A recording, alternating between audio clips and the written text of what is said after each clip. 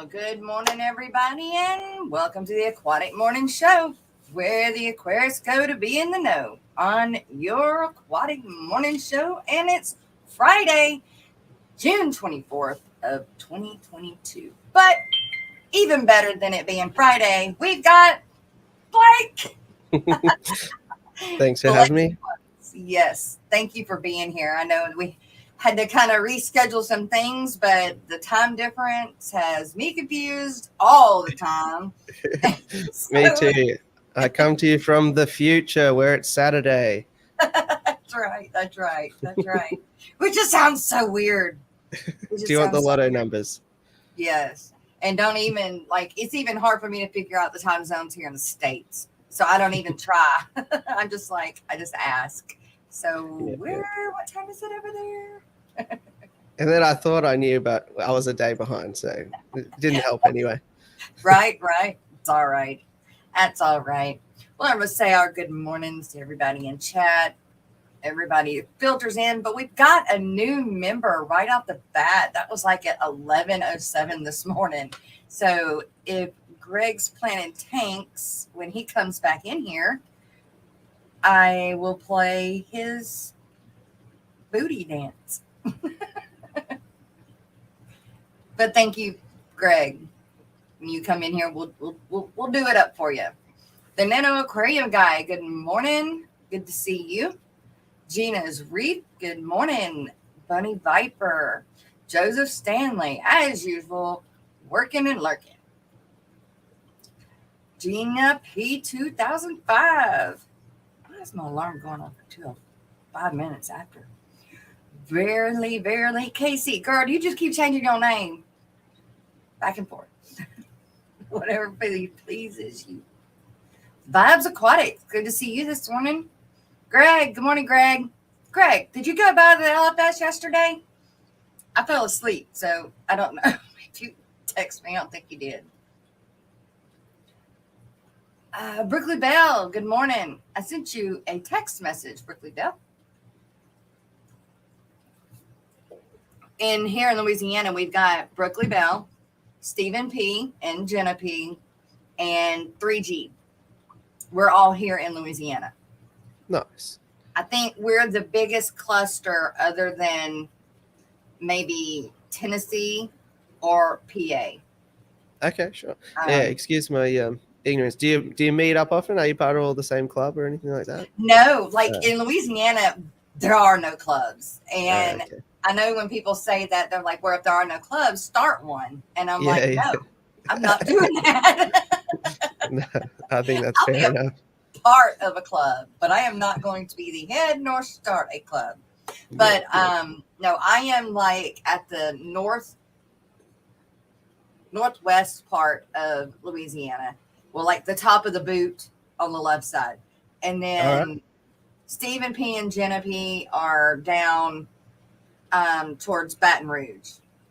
And Greg is beside me. He lives one parish over. Nice.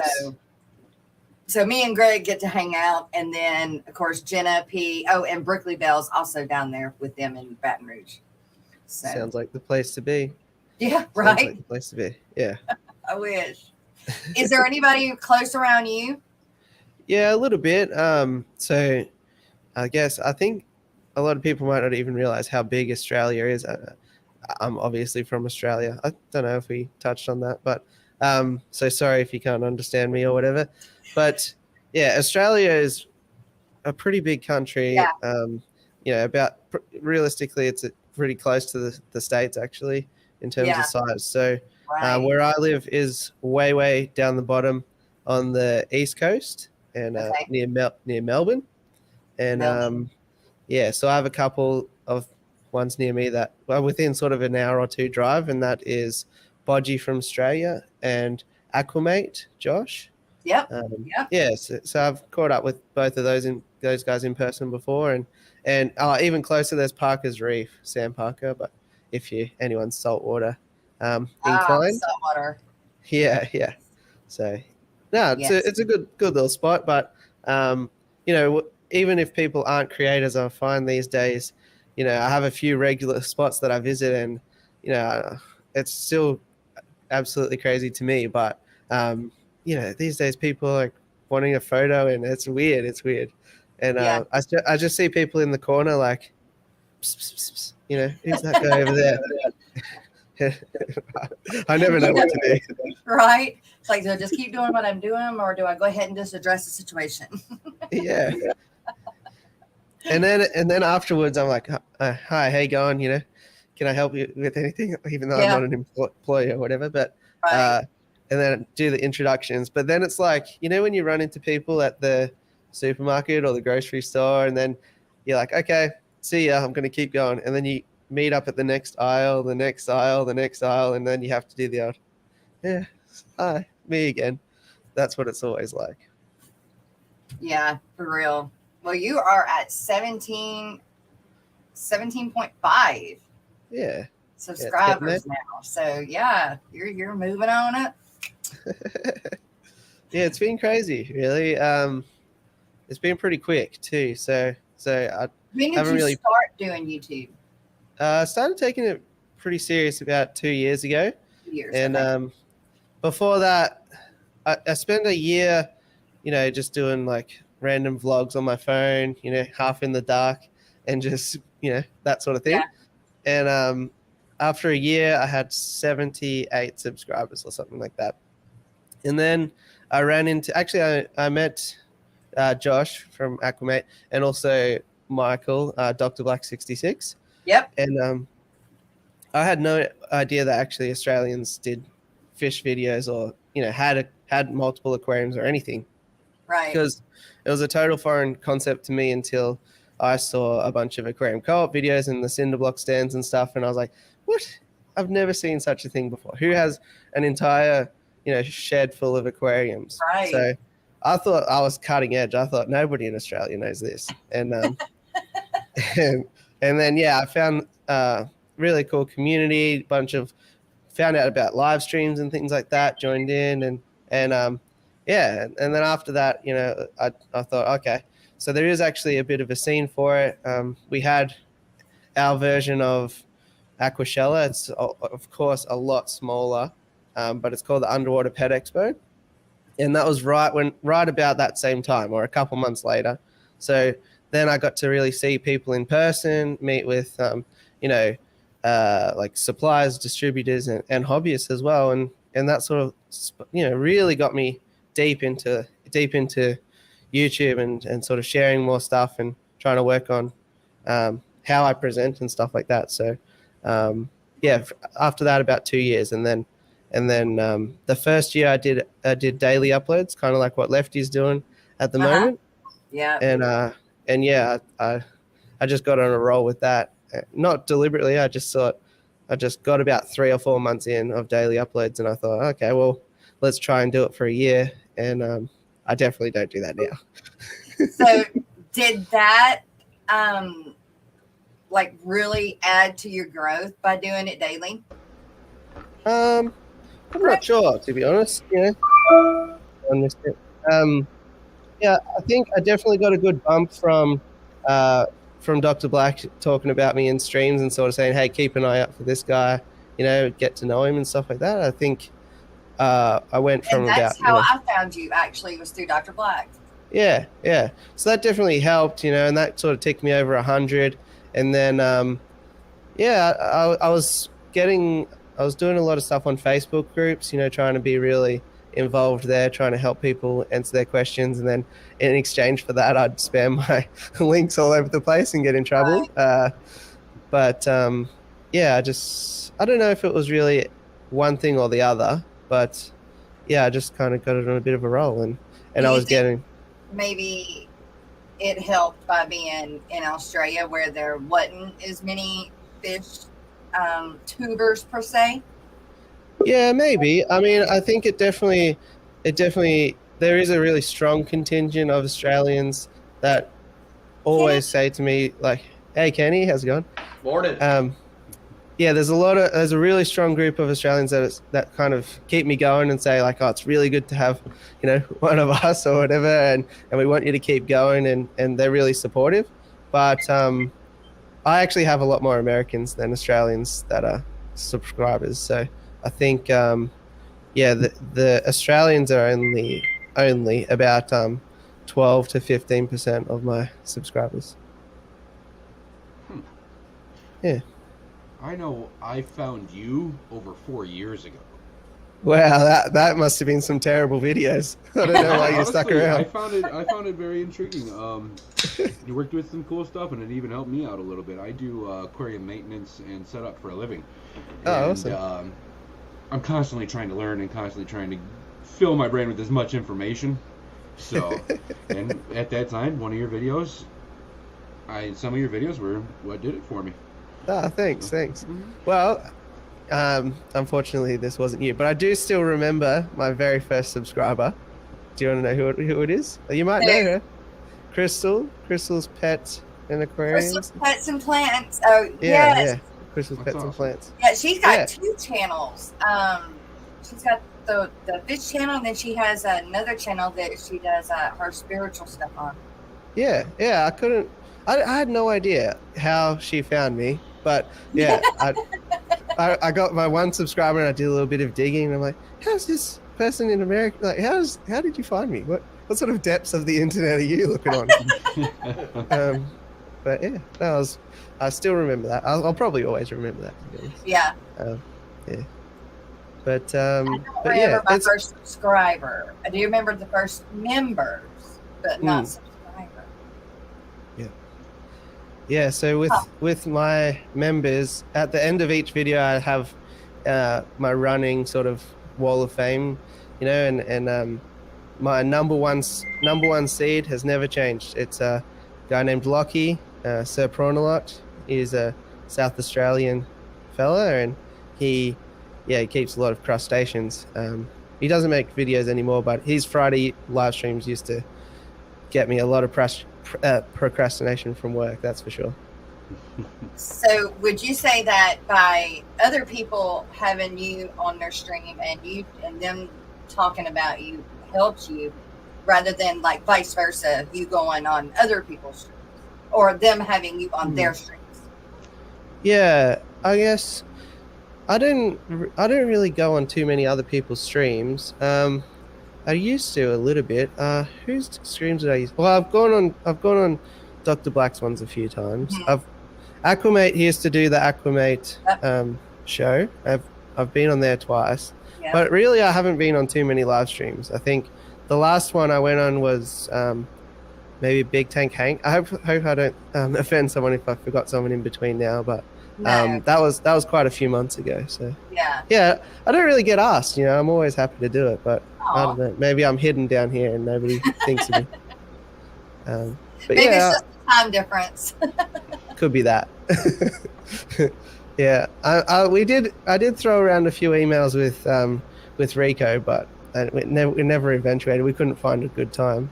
I hear you. But yeah, I'm usually in the comments. We were saying before the stream started, you know, I'm in a lot of these late night streams watching, but I'm never sure how long I'm going to be awake for. So I usually don't say hello and then get stuck, you know, half an hour later. I'm trying not to ignore people. So yeah. Everybody knows I'm a big lurker. So yeah. And these days, especially, I probably watch more streams than actual videos because when I find I watch too many videos, I start to make very similar videos to the ones that I'm watching, and I don't like that. I try to keep things my own ideas, you know. Right. So I try not to watch that many produced sort of fish videos anymore. Well, that makes sense. I mean, you know, we've had some more people come and chat this morning. We've got Adam Schnook. Good morning, welcome. And we had a super sticker. We've got Shell's Aquatics. Thank you so much for that $4 super sticker. And here you go, sir. Here's your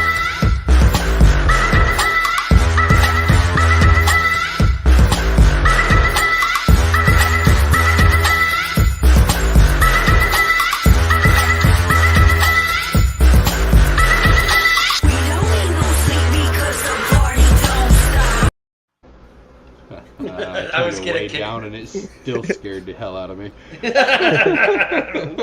One of us should probably fill in for Eric, doing a dance right at the end of that this week. Right. Maybe I'll do it. I've been known to dance occasionally. Yep. That you have. Let's see. Miss Lori made it in, and Ice Demon 1515. Welcome to the morning show. You're new. Blacks Aquatics. Good to see you. Let's see. My Fish Tanks Aquatics. Too Coolie for Schoolie.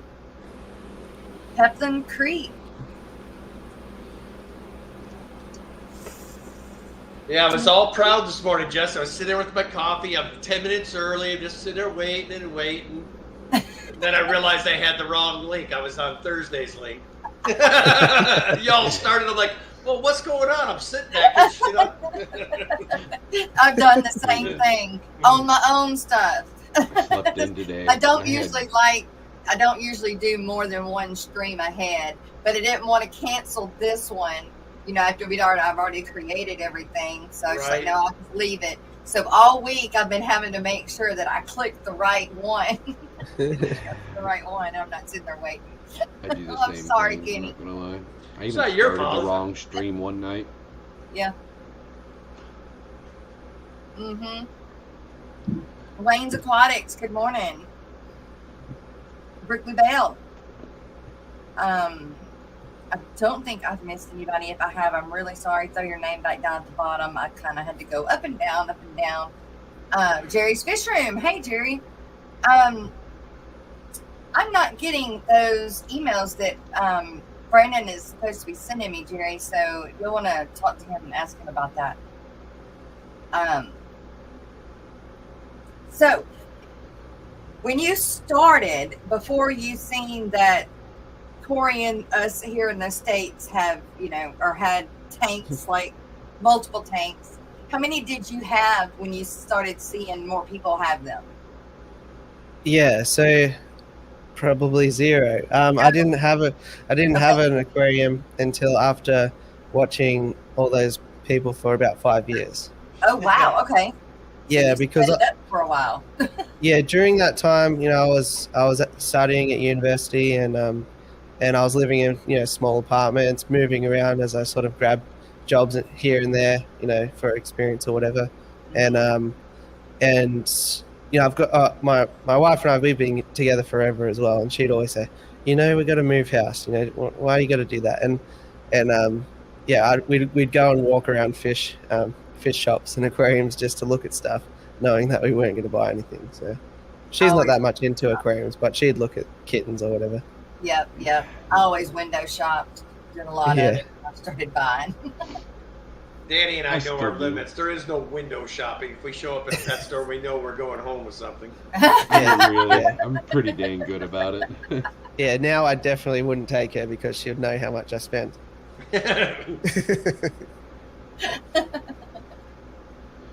That's why you order a lot online. That if I go out, Joe normally goes with me, so I have to buy order fish. It's got to be online. I don't know how much I spent. That's why you build up a PayPal account, right, Jess? That's right. That's right. Shit. For sure. Yeah, but it definitely set me up for success. And then it started really quick after that. So I ordered an aquarium off eBay. It was a 15-gallon, 60-liter, and it came, and it was in one piece, so that was good. I knew about cycling and all that and filters, so I was all good there.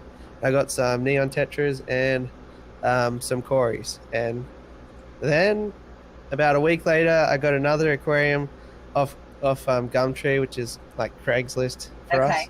Okay. And it was full of guppies, and then I knew that they would breed, so I said, I need a backup aquarium for when the guppies breed. And then, within 2 weeks, I had 3 aquariums. And then, 2-3 weeks later, it was 6 aquariums. And on every bench, in the toilet, not in the toilet, but in the toilet room next to the sink, or in the bathroom, around every outlet of water, there was an aquarium. And my wife, she's like, all right, this is good. But how about you just take over the spare room? And I did it, and that was my very first ever fish room. And I stacked everything in there to the point you couldn't even walk around. You know, you had to do this to sort of walk around in there. And I said, that's no good. I had aquariums just laying on the floor and all that, and I peeled it back a little bit and been trying to find balance ever since. It's not going too well though. Right. It's difficult. It's difficult to find that flow in a fish room. Yeah, and I find these days I'm always tossing up, like, do I take down some aquariums? But then I want this, and then it is a battle. I do think I'll peel back some aquariums soon though. We're going through that right now. I mean, we bought a bunch of larger tanks. So my thought was we'll go to larger tanks, get rid of the smaller tanks. Now we got the larger tanks and the smaller tanks. You didn't get rid of nothing. Added It doesn't too. work. I got pretty out of hand at the building that I was at before the one I'm in now. I had over 200 aquariums set up. These were just quarantine and holding tanks for my business. Yep. So I was never holding fish constantly or anything. Half of them were just empty. And when I moved to the new building, I said, screw that, I'm not doing that again. Now I've got 58 tanks at the shop set up, and my normal 21 tanks here at home, and that's it. That's it. Yeah, that's a lot. That's a lot. Even I couldn't sell them. I didn't have a lot of space to store them, so I'd cut them, into panels. I'd cut them all up and then just store them up against the wall. And then I moved into this place in November, and I just thought I'm never gonna put these together, So I cut some of them up into lids, but the rest of them I just put in the recycling, which makes even me cry to this day. But it had to be done. Yep. Now, Blake, I don't think that's a guppy sitting next to you there. I keep eyeballing it. It's just catching my eye every time it swims by. Those red. The living one, not my little axolotl friend here. There's 4 Oscars. That big fella. No, that's an Oscar. The big one is a Saratoga Lycardi. There. No, they're silver dollars. Come here, fishy. It almost looks He's looping around. Tail. Yeah, you just saw his tail there, but the Oscars are in the way. They think they're getting some food. Well, there's never any light on at this time. Usually the lights are off for 3 hours by now. They're like, what is going on? So they think that you're up to give them some bonus food, is what they think. I do have some food here. You win. Look at them Oscars. That's classic Oscars. They see the food tray come out, it's time. Yeah, but they're silly because they get so aggressive at it, they flip half of it out of the tank.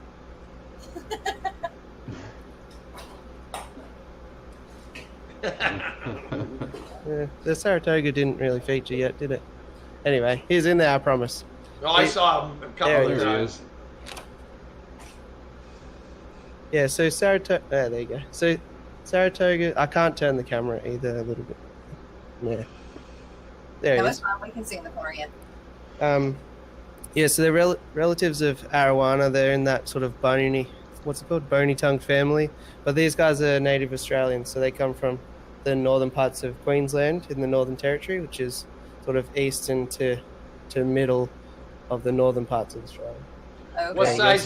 What size is that tank? It looks like it's pretty large. Oh. Yeah, so that's a 4x3 by 2.5. Oh, what is that? 450? 350? I think it's 700 liters or 750 liters, which is divided by 4. A 180, something like that. 180. It's the same volume as much larger for that. I thought you meant 3 foot wide. Yeah, it is. Yeah, so it's the same volume as a 6x2 by 2.5. I think. Okay. But I like the 4x3 because it gives more room for him to turn around because he's probably 18 inches long now. He looked pretty good size. Yeah, so there you go. Does look almost identical to an arowana, but you said they're native there, huh? Yeah. So we have 2 species that are native. Well, 2 species in the bony tongue family that are native here. We have the Saratoga Lycardi, which is that version, and we have the Saratoga Giardini, which you've probably heard of, Giardini arowanas. Yep.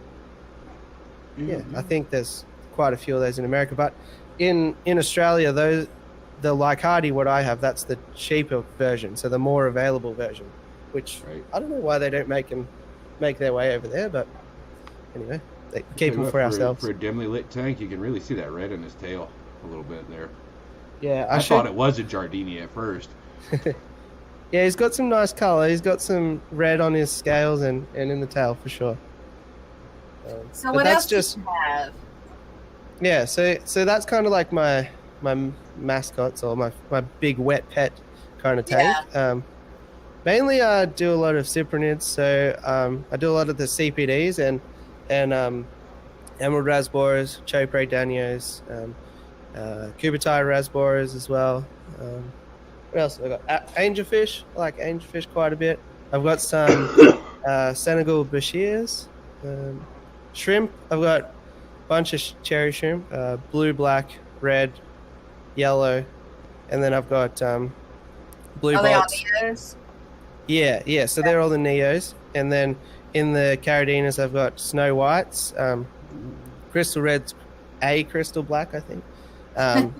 Blue bolts. That I didn't do too well with the crystal blacks. Yeah, but I like shrimp, and I got my crabs, which are in the thumbnail.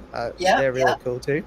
Yep, the vampire So crab. that's a native species of freshwater crab. Really? Which they'll get about 6 centimeters across the carapace or the body, and 6 centimeters is, I think, 2.5 centimeters is an inch, so 2.5 inches, something like that. Now they are the vampire crabs.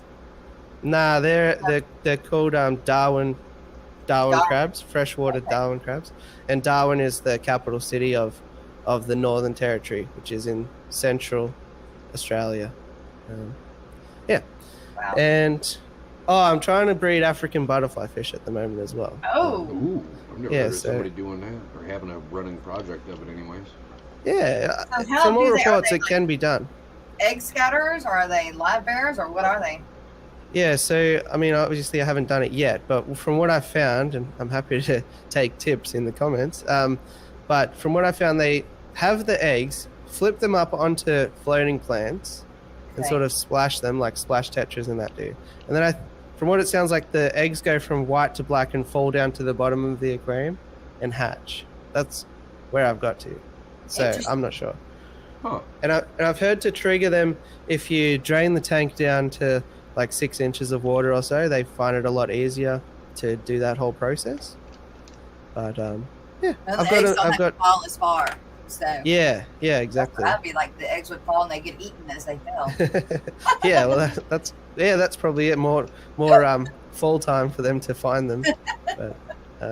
But no, I'm still just definitely in love with the hobby, you know. And I just like any new fish, really. People always say like, "Oh, what's your favorite fish?" And I always say one of two. It's either the most recent fish that I bought or the most recent fish that I've bred, and that's it. Yep. I can relate to that pretty heavily. Yeah. What did you go to school to do, or at university? What did you? Yeah, so I went to do engineering. So I'm a civil engineer. And yeah, by day I'm a project manager. So at the moment I'm working sort of 6:30 till about 5, which makes it a bit difficult. But both parallels are going in really exciting directions. Yeah, so That's good. yeah, That's good. yeah, and I've been doing that for about 9 years or something like that now. Wow. Oh, not 9, must be 7 or 8. Yeah. So you've done both. You've worked a full-time job and you've done all of the videos and YouTube and everything together simultaneously. Yeah, the whole time I've been working full time. Wow. Yeah. And the breeding and keeping your fish tanks up and Yeah. a wife. Yeah, and I've got 2 kids as well. Oh my gosh, kids. Well, I've got 2 kids until September, then I'll have a 3rd. Yeah. Wow, that's a lot. Yeah. So Well, the human breeding is going as well as the fish breeding, which is nice. So he's got 2 kids. That's the auto water changing system right there. Yeah. They are pretty good on. They do enjoy feeding them. They do get a bit carried away though, as kids do. But How are they? How old are they? 5 and 4. 5 and 4. Oh, Yeah, double trouble. Oh yeah. That's just like I had mine back to back, or my first 2 back to back.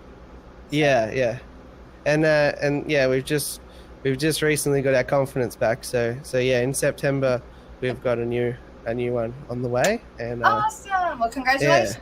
so I might be doing videos with the baby Bjorn, you know, the Right. baby strapped to my front. There you We'll go. see. Yeah. Why not? Yeah, actually, I'm excited about that because I'm gonna probably take about 8 to 10 weeks off work to do that stay-at-home dad thing. So I'm excited about that. Yeah. Now, do they give y'all maternity leave, or you just have held up or earned up your vacation for this? Yeah. So the government gives you 2 weeks of Okay. paternity leave and 18 weeks of maternity leave. Okay. But my job gives me 6 weeks of paternity leave. Wow. Yeah, so I'm going to take both and have 8 weeks off, which is going to be awesome. I haven't had that long off since I was about 14, before I started working. I wish. When my daughter was born, was the longest break I had from work. Yeah. This is just a sort of a new thing, but I only got 3 weeks off last time, so Oh man. I'm not complaining though. It's 3 weeks more than some people get. Right. Yeah. Like, I don't know. It's been so long since we had any. I think Joe had to take time off. I don't think they gave paternity leave for him, and he's works sheriff's department. So Last Yeah, time it's I a had bit of a- ours, I was a Marine, so there was no time off. yeah, I work for The myself, States is- so regardless, no matter what I do, I still had to pay somebody to come take care of my family. Yeah. I think the states is behind on that paternity leave. Yeah, even annual leave, like your holiday allocation or whatever it's called, you don't get very much. Did you know? We get 4 weeks of annual leave, which I think you get 2 weeks, right? Something like It's that. about Yeah. the norm, yeah. Yeah.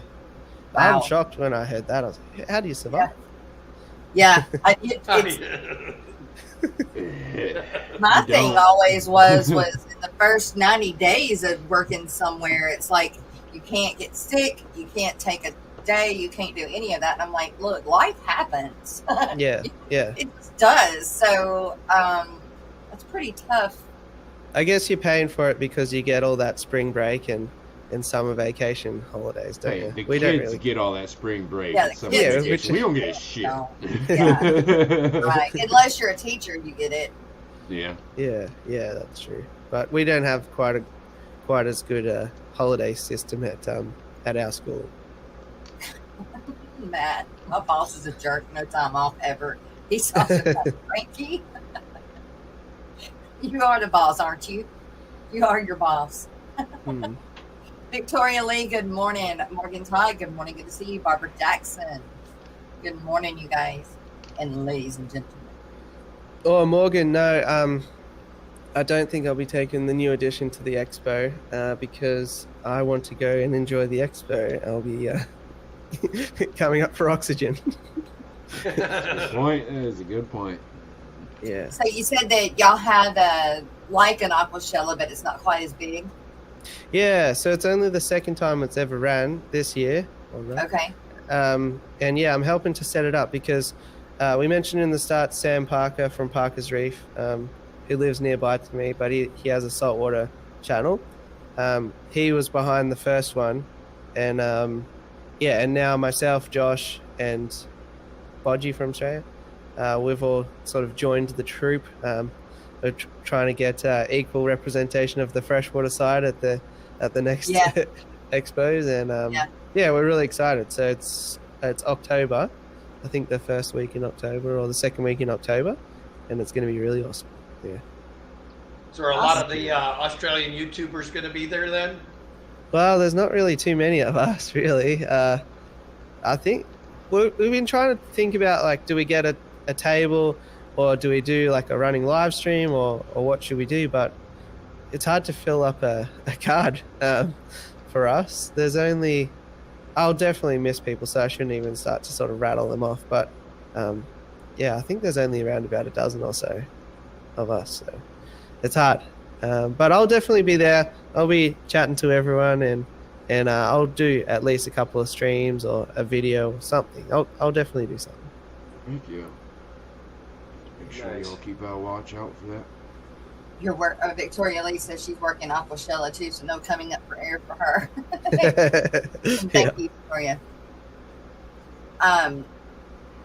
So this is the second year. What do you call it? Yeah, it's called the Underwater Pet Expo, Underwater Pet Expo. which is actually the second name that was devised, because the other one was called Wet Pet Expo or something like that, or Yeah. Wet. But then it was another expo related to plumbing, so they changed the name. Yeah, Wet something Expo. Anyway, doesn't matter because we've got a better name now. Right. I like Wet Pet. Wet Pet's Yeah, good. I don't mind it. I'm sure there's heaps of names. Yeah. Anyway, it is what it is, and we're sticking to it now. It's too late to change. Yeah. There you go. Well, it's good. It's work. Plumbing Expo. That's what that's. Yeah, it was something to do, or maybe it was about water filters, or Yeah, I don't know. that wouldn't be too bad if you had a plumbing expo on one side and the Aquashella or whatever, the underwater going on the other side. And so, we need pipes and stuff to do the plumbing on that. Yeah. So it wouldn't be too bad of a deal. I'd be more concerned on what Matt's thinking right now when he says, Yeah. I always worry. Right, and then it starts putting thoughts in your head. Yeah. But so we had the first one, which was January 2020, and then of course February 2020 the whole world stopped, so that kind of halted our momentum a little bit, but so it went on hiatus for a couple of years, but now it's back. Yeah. So how is that situation over there? Is it about like over here everything's kind of calmed down some, or? Oh, we've long forgot about that. It doesn't exist anymore. We don't have to like wear masks or anything like that. Okay. Yeah, so it seems nobody watches the statistics or anything anymore. It all got very polarizing, didn't it? Yes, it did. It did. Yeah. Well, do you have any guppies? Yeah, I've got guppies. I want to know. I wonder what kind of guppies you have. I just thought that was an interesting segue. I was like, I thought we were gonna get into some serious topic. Do you have any guppies? Right? Yeah, I got guppies. Yeah, I've got some guppies. They're not really so what it is it started off with what are those guys called? Ginga rubra endlers. Those guys? And I love them. they're like a little endler, but they're like a blondie sort of base, and then they've got orange spots and some green. Anyway, Rachel O'Leary talks about them in a couple of videos, but they're really cool. And I liked them because the females looked nice too. The females were like a blondie sort of yellow fish. And I got those. And then I was doing, what are they? Red tuxedo guppies. Bless you. Thank you. Red tuxedo guppies for a while. And then they ended up getting mixed together. So now I've got like a mixture of some orange kind of guppies, but they're still fun anyway. But I used to do quite a few. I used to have German white tuxedos. I used to have Dumbo dragon mosaics, I think they're called. But yeah, I like guppies quite a bit. But my water's very soft, so sometimes it's hard to do guppies. But I am so sorry about that, guys. I thought my mic was coming from my mic, not my camera, but it was coming from my camera. And I totally muted myself when I sneezed, but I guess I didn't. You sound better now. You're not as muffled.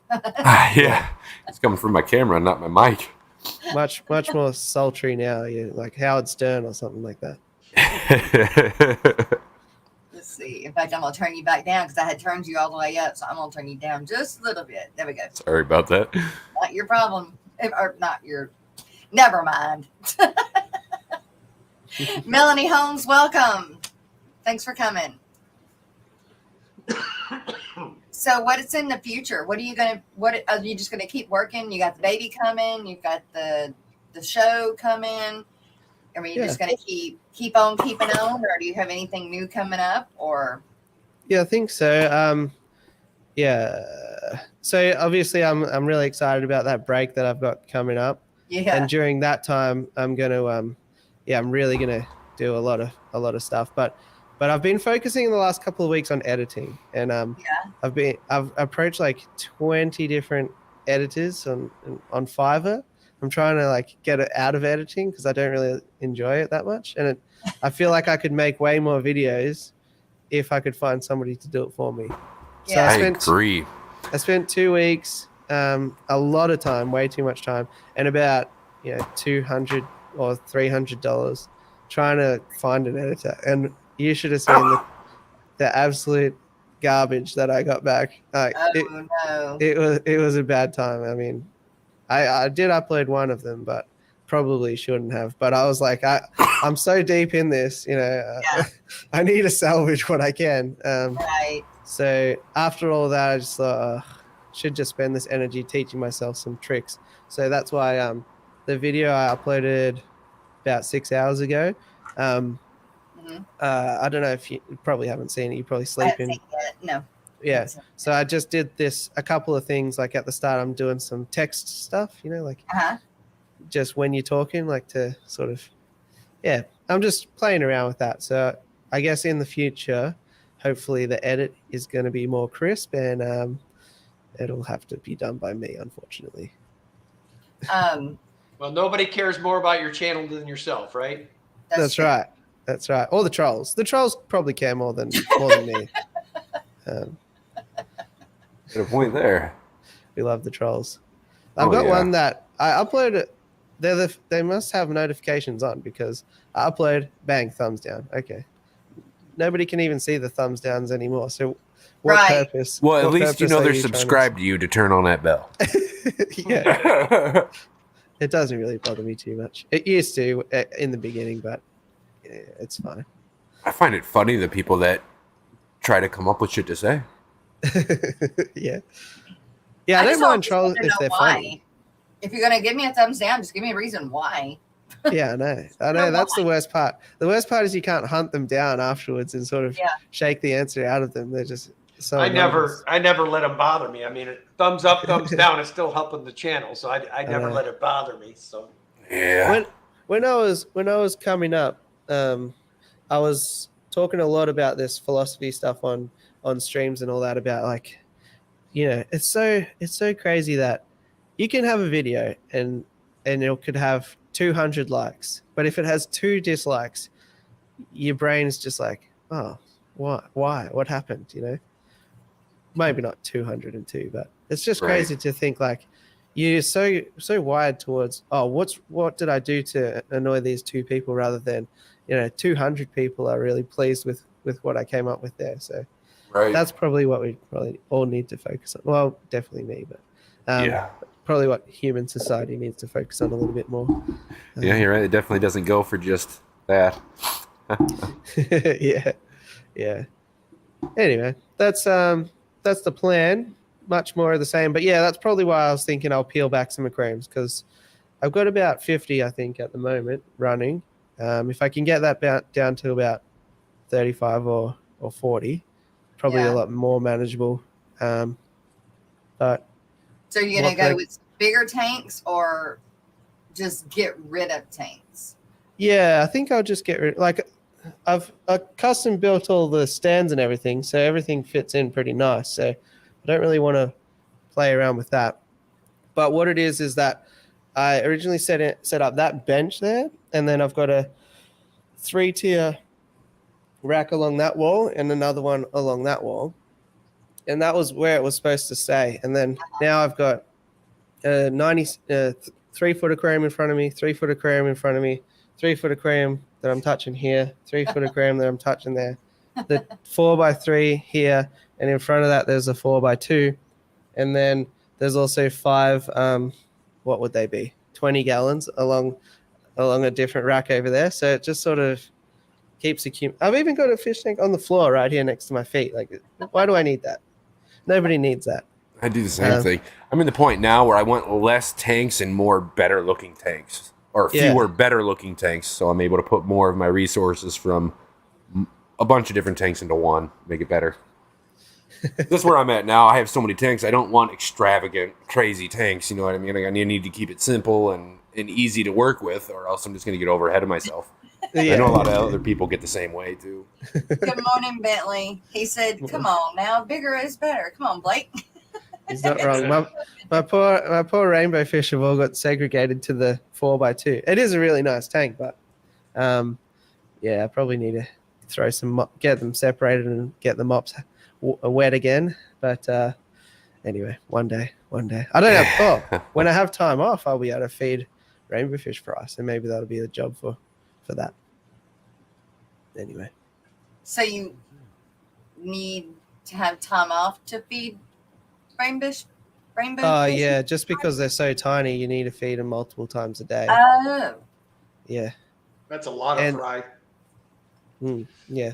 Well, the CPDs I've probably made about, I don't know, 1,000 CPDs at this point in time, or Really? 1,500 CPDs. Yeah. And wow. They're really surprisingly easy to raise up. I thought being such a small fish and then it's such a small fry, they'd be hard. And then people say like, oh, how do you culture infusoria, or how do you do this, because you must be doing that because of the CPDs, but not really. I just feed them vinegar eels and then microworms and then baby brine shrimp. Yeah. And I also have this food. It's Australian only, I think, but this is not sponsored, obviously. This is a live stream, but right.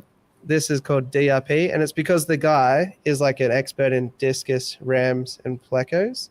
Okay. And it's such a cool food because it's in like a normal size pellet, like extreme, whatever. Yeah. The sort of community one, not the tiny one. Yeah. It's in that size, but just with your fingers, you can do that. And then you crush it down to like 60 microns or something. Yeah. And from that, like one day old CPD fry. Yeah. And it's really nice and soft. Things digest it so easy. Like sometimes I fed it to the tropheus and all that, which tropheus don't really like protein that much. They tend to blow up. And they just eat it fine. So it's really easy to digest, crumbles right down. It's so versatile. So, so I mix that in every now and then with those live foods. So the Nano Aquarium guy says that he wants to copy your CPD egg collecting rig. It's brilliant. So thanks. Elaborate on that. Okay. I've got an example. So as another side hobby, I do 3D printing. That explains my axolotl friend here. But I didn't actually get the original idea. I've been upfront about this. There's a guy in Melbourne called Michael Core, and he jerry rigged up a small 5-gallon to have like a divider on one side, and then he had a plastic container where the egg scatterers laid eggs into, and then he had a sponge filter up the top, which kind of created a bit of a circular motion, sucked eggs out to the back. And then every now and then he'd have to drain the back out, take all the fish. And I don't know how we got talking about it. Anyway, we made a connection and we were talking about it, and I was like, oh, that's really cool. Do you know, it'd be awesome if you could just get it to go up into a container, and then you could just take the eggs away, or you could do whatever. And anyway, we've had a few revisions now, and this is not even the most recent one. The most recent one's smaller than this. But what it is a grate on the top, and I just put Java moss on the top or whatever. And then inside it slopes like this towards the front. And then you've got a hole here, and you won't be able to see it, but there's actually threads. I've designed threads into it. And the threads connect to an elbow, and then I have a hang-on breeder box at the top like this. And then the hang-on breeder box inlet sucks the eggs through the collection device. So the eggs go in, the inlet of the hang-on breeder box sucks the eggs up and spits them out into the hang-on breeder box, and then fry just appear like a couple of days later. and that's how I've made so many CPDs and all that. So he definitely sparked the idea, and it's probably taken a year or so to get to this point. But yeah, and now I've sent heaps of them. I've probably sent 100 of them just to America. So it's pretty awesome. Wow. Yeah. No, probably not 100. Maybe. Now, maybe would that work with 60. any egg scatterers? Yep. So that's why I've got a lot of these egg scatterers. So I've got emerald raspberries over there, which are like the tiger stripe version of CPDs, and then CPDs there, and then 5 banded barbs behind my head, and then Barbs? yeah, but I haven't dropped one in with them yet. And Did then you I've say got they're the African banded barbs. they're like tiger barbs, but they're smaller version. You know those ones? Yeah. Good morning, Jerry. Hey, Happy Jerry, how you show. going? Hey, And, what's going on, everybody? Yeah, but I've tried them with a bunch of stuff. Redfin Danios worked. Yeah, Chopro Danios worked. Yeah, it's cool. So, how would I go by getting one of those? Yep. So this sounds set up, doesn't it? But in the description, in the description of every video, there's a Okay. link to my Etsy store, and Okay. yeah, and it ships worldwide. Yeah, I really tried to get the price as low as I can, but I know that it's still a bit high. But what I think is that if you make 10, if you make 5 CPDs, you've probably already paid for it. You know what I mean? So anyway, I just feel difficult to ask for money for stuff. But anyway, that's the thing, is a lot of people wanted it, and I was sending around the files if people wanted to 3D print their own. But then I was worried, I put quite a lot of work into this now. I should probably not do that. So yeah. Anyway, So it's good is fun. it under the Buy My Aquarium 3D prints on Etsy? Yeah, that's the one. Yeah. That's it, okay. It's not set up the best either. You have to sort of like select all of the products are there. So I also do like shrimp hides and stuff. What else? Episto caves, pleco caves, like kits so that you can hang all your API test kit stuff. Yeah, so if you scroll down, what a handsome guy. Right? Oh, look at those ratings. No, so that's all the reviews and stuff. Okay. Oh, and I can print them in a whole bunch of different colors too. Okay. So that was the sort of see-through green color that I can do. Yeah, so click on that photo. This photo? Yeah, I think so. I've never been through this way before, but we'll give it a go. Anyway. Egg collector, shrimp caves, fish caves, test kit holder, lid clips, and pleco caves. Yeah. So those are all the things I can print. I also do print some custom things sometimes. Like somebody asked me to print something that has suction cups to go over the top of Corydoris eggs. I thought that was pretty cool. So I haven't done it yet, but I did it sort of the first revision, and I'm playing around with it. Oh, wait, go back here. Wait, that one. Okay, that's the egg collector thing. It's still on the same screen. I don't know if it did another pop-out window moving. for you. Oh, okay, hang on. It didn't move. Yeah, and then I just liked it because it's, kind of easy. You can just drop it in, take it out. Like, You got me all sorts interested in it. That's cool as hell. So that's what I ship out, and I assemble it all first. So you can see the elbow screws in, and then that little 4mm airline connection. I insert that into the bit of black PVC, and then ship it all out in a padded bag, and good luck. Now, Anyway. okay, so how does that part connect to the hang on back?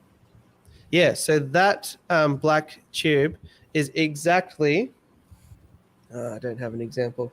That black tube is exactly the diameter to fit on the curvy bit of the hang-on breeder box. Oh, okay, so hang on, I've actually got one. So instead of Let me grab it.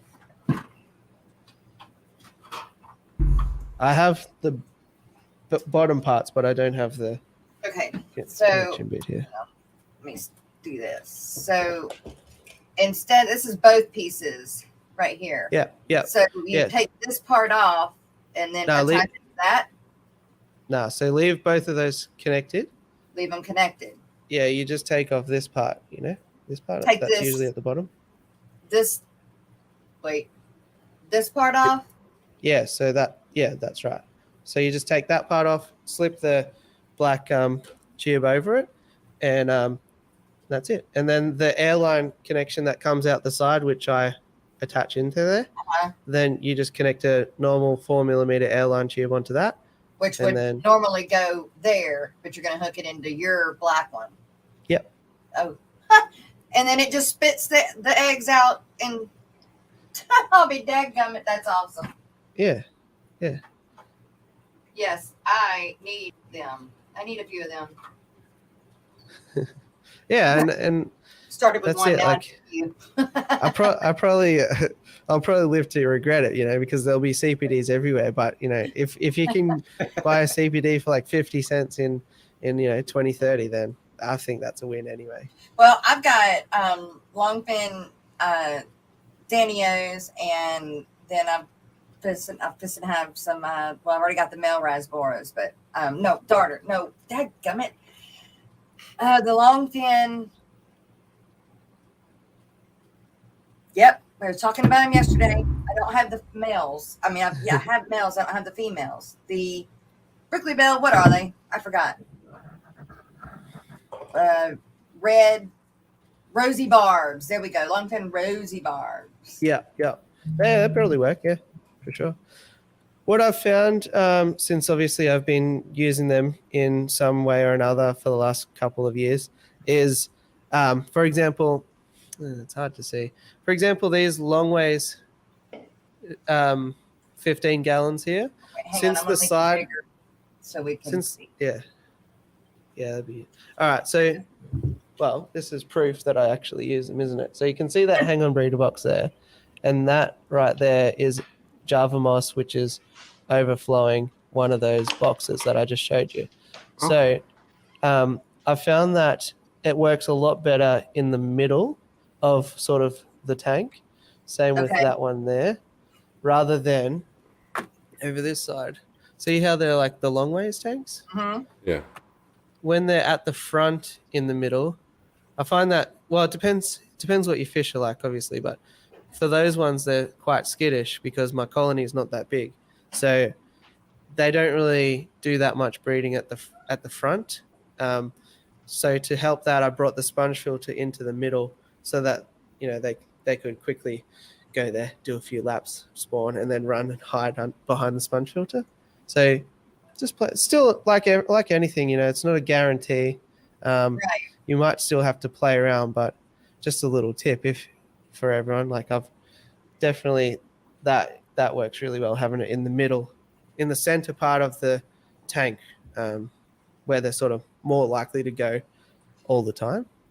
I mean, to me, it just seems like it's such an easy way to collect the eggs. Yeah, it's a bit of a cheat code, isn't it? Yes. Like, I'm digging it. Yeah. And so tomorrow I'm gonna go drop off a bunch of CPDs at a fish shop, and do that every month. So that it sinks. It doesn't float like plastic. It sinks. It's going to be connected to your hang-on breeder box anyway, so it won't float to the top. But what I do is I print it with 100% infill, so there's no like gaps in between, so it's solid. So like for example, this shrimp cave that sinks because it's solid plastic. There's no air inside there. So all the caves and everything I print fully solid. The only things I don't print fully solid are things like, watch me decapitate myself here. Like this thing that I printed to hold on my thing. Wouldn't be no reason to print it solid. Yeah. Dude, you could do so many things with that printer. Yeah, I do heaps of stuff. You do. You Yeah. do a lot of things. That's cool. I always wanted one, but hell, I wouldn't know what to do with it. But yeah, that's cool. Yeah, and you can just print. Well, my kids just think it's a toy maker. Hey, That's why I've got this. that's cool. The axolotl is cool. Yeah, so just a flexible Yeah. axolotl, and I print like lightsabers and all sorts of just random stuff for them. Nice. That's awesome. Yeah. Swear if I had those when I was a kid, I'd get in so much trouble. Right. Yeah.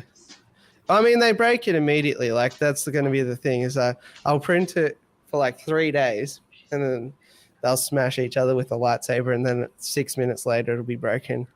Yeah, make us another one. All right. You could just imagine me and my brother taking like Nerf darts, taking the tips off and replacing little pointy tips that we made ourselves and stuff like that.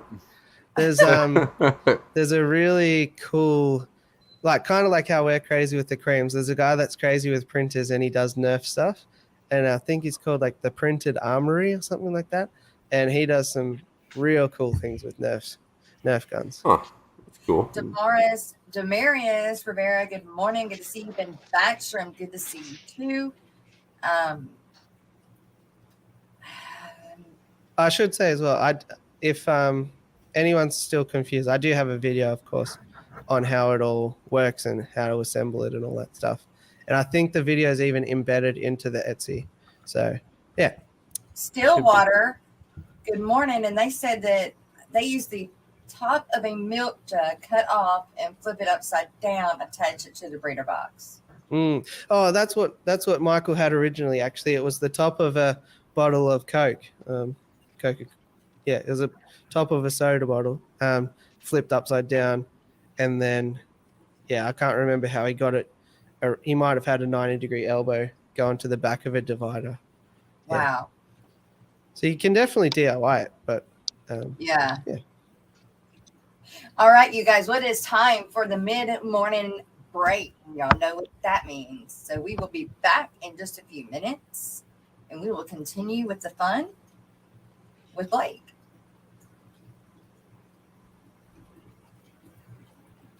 Hey, what's going on, guys? This is Jason with Aquatic and Reptile. Thanks for joining me. What the heck is that noise? Do you guys hear that? What the heck is that noise? I'm a fish nerd, a fish nerd. I got 400 tanks in every room of my house. There's not a prayer in the world of me finding a spouse. I'm spilling water on the floor and all over the wall. No matter if it's carpet, I'm ruining it all. I'm a fish nerd, a fish nerd, a fish nerd, a fish nerd. Scientific names just rolling out my mouth. I love cichlids from the north and plecos from the south. There's a whole lot of folks up in the fish fam. There's Corey and Bob and Jadron. I'm a fish nerd, a fish nerd, fish nerd, a fish nerd. Petco and Walmart, stop killing my fish.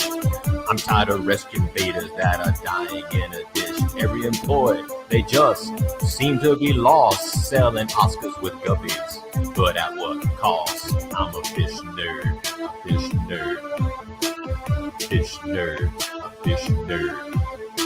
It's Saturday again, heading to the fish store. I'm addicted to fish, I need more and more. I keep buying more fish, and I don't have the room. I'll put them in the bathtub, let the buying resume. I'm a fish nerd, a fish nerd, fish nerd, a fish nerd. Doing water changes all day and night. I can't get the pH where it seems just right. I do 10, 20, or 30%. So many fish, they need to pay me rent. Fish nerd, a fish nerd, fish nerd, a fish nerd. Sucking up the watercraft going up my nose. I can't seem to stop making fish room videos. YouTube, I love you, but you ain't paying squat. Gotta keep a real job, don't like it a lot. I'm a fish nerd, a fish nerd, fish nerd, a fish nerd, fish nerd, a fish nerd, fish nerd, a fish nerd.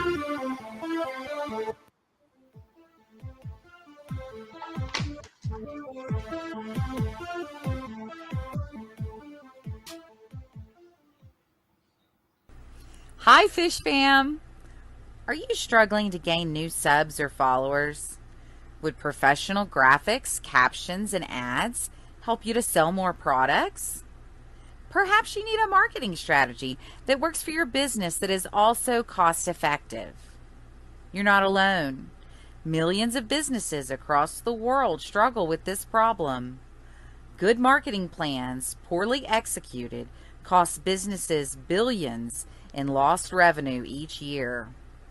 What is the solution? The Social Media Lady, a digital marketing agency. This team of seasoned marketing professionals works with your small business to plan and deliver a solid blueprint to drive more traffic to your website, YouTube channel, and social media. You can check out our work right here at the Aquatic Morning Show, as we currently provide their social media marketing as well as a majority of their graphic design services. When you decide you're ready to level up, schedule your free consultation at thesocialmedialady.com/fishnews.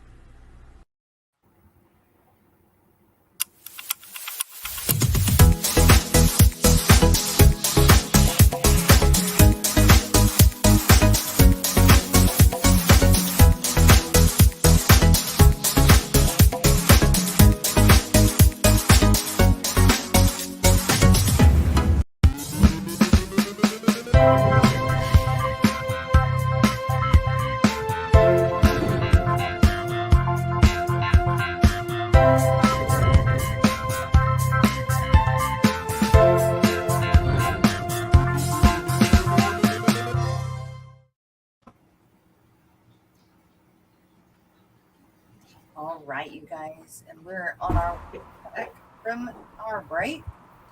Are we though? Are we? Are we all back? Listen to A bit longer? Do I need to do the 30-second countdown? Oh, you're good. Because y'all love that so much. Hey, at least you're not me and sit there and make everybody listen to my funky jams before my stream. Hi. Well, I mean, I had an intro, but we don't want to play that one again. Wow. Oh my goodness. All right. So I am just like all consumed with this 3D printing thing and all the crap that we can make with this 3D printer. I'm just looking at my tanks and I'm like, oh my God, you could make that. Oh my God, but we could make that and that. What the heck we buying stuff for? Yeah. How much do those cost anyway? Pretty good, actually. So Yeah. I mean, I the sort of entry level one that I started with, and that, you know, it's kind of like the recommended one, is called a Creality Ender 3 V2, and you can get into those for about $200. Yeah. And then filament, you can get about a kilogram, which is 2 pounds of filament for $20, something like that, and that'll print you a lot of stuff. Like, well, for example, out of a roll of filament, I think, for example, that axolotl there might have been, I don't know, a third of a roll, maybe something like that. So, yeah. Now, how did you design the axolotl? Like, yeah, that's a good point. I didn't design the axolotl. I did design everything that I sell, unless the 2 API test kits, I didn't design those, which on the Etsy I specifically say, you know, I don't own the files. I link the files, and I just say I'm just selling the printing service. But you can get a whole bunch of free stuff from file repositories now. One of the big ones is called Thingiverse, and there's absolutely everything on there. You wouldn't believe what stuff's on there. Like, Wow. I printed arms like to keep my Fluval Flex lid open. Feed hole covers for the Flex as well. You can print even like media compartments for the back section of a bunch of all of that stuff's already there. Someone has designed it. So, Wow. yeah, Been I was looking for a thinking- baffle for a Fluval or a Seachem Title 110. Yeah, I'm sure there's one. So they're not so loud. I imagine a fisherman would love to have that printer as well. He could make some pretty killer fishing lures, I'm sure. Yeah, People do, yeah. Yeah, so I guess I do watch quite a lot of 3D printing channels and stuff now, and it's pretty cool. Some of the stuff, like people will print, different wheels for RC cars and test them, and heaps of different stuff. One guy 3D printed a puzzle box for, he wanted to train like the local birds in the area, and he was seeing how smart they would be, so he printed a simple puzzle first, and then he printed a different puzzle and a different puzzle, and he combined the three, and the bird could like figure out, okay, I remember that puzzle now, I remember that puzzle now, I remember that puzzle. Oh, wow. That's pretty cool. Yeah. There's thousands and thousands. By the time you got to the end of everything that's posted on Thingiverse, there would be a lifetime more stuff already on there that in that time. It's Do the people, they sell their designs so that you can print their stuff, and then so with that, there are definitely paid ones. Like there's one called Fab365, which is a company that professionally designs things, and you can print those, but they're usually about $3 or whatever for the file, just for a hobbyist license. It's more if you want to print them and sell them. Yeah. But Thingiverse is just free. It's just like YouTube, it's like creators putting it up there, and then they'll often ask for like donations if people like the files, or send through some money to PayPal if it all worked for you, stuff like that. So their version of a super chat. Yeah. Yeah, pretty much. If you like what you see, if it helped you out, drop a couple of bucks in my Cash App or my PayPal or whatever. Right. Wow. Yeah. Is it all just plastic, or is like you can do different materials?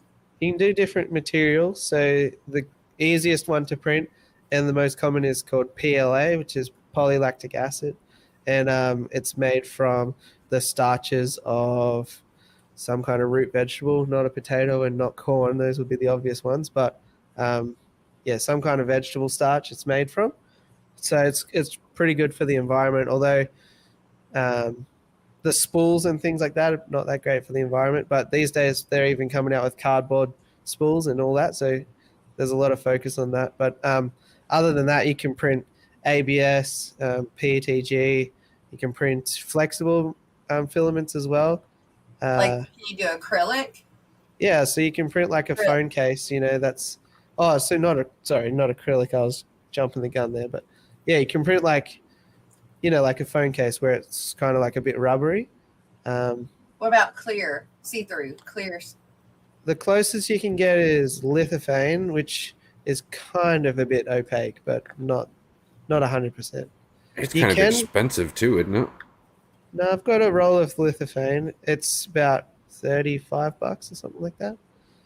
You can print see-through stuff with resin printing, because with hobbyist 3D printers, there's two main types. There's resin, or there's FFM/FDM, which there's just two names for it. I don't know why, but FDM. And one of them works by spitting out a line of plastic, and then spitting out a line of plastic, and spitting out a line of plastic until you have whatever shape you want. But resin works where it lowers a thing into this vat of resin and then shines a bunch of UV light at it, which kills it. And then it lifts up a little bit, and then it shines a bunch of UV light, which kills the next layer. And then that's how that one works. And resin is a lot better for like really high detail stuff. And obviously being a liquid, it's easier to have see-through things. So if you wanted something that was clear, resin's probably more you go, but it's not aquarium safe. So you'd have to coat it in something, urethane.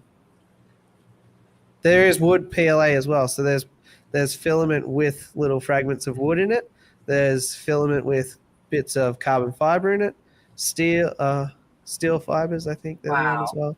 Yeah, there's shiny ones, all sorts of stuff. Yeah. Wow. Liquid Zeus says dollar bills. Yeah. Adam Shook. Good morning, Carrie, Science Gal Aquatics, Alex. Miss Good Carrie. morning. Good to see you guys. I'm getting excited. I'm going to see her in less than 30 days, man. Yep, for sure.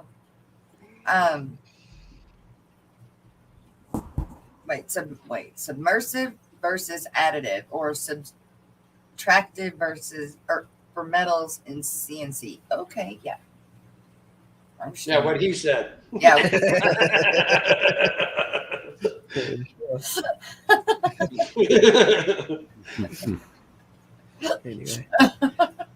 Anyway, how about them fish stuff? Right? How about the handlers? Yeah, you keep any guppies? Good. Well, we're fixing to do Fish Story, which is our very own Alex, who is in chat from The Secret History of Living in Your Aquarium. He does episodes every day for us on the Aquatic Morning Show. He also does them for his members. And we are going to do that now. And believe it or not, I actually left it where we ended yesterday. So here you guys go. Here's some fish history and scientific news.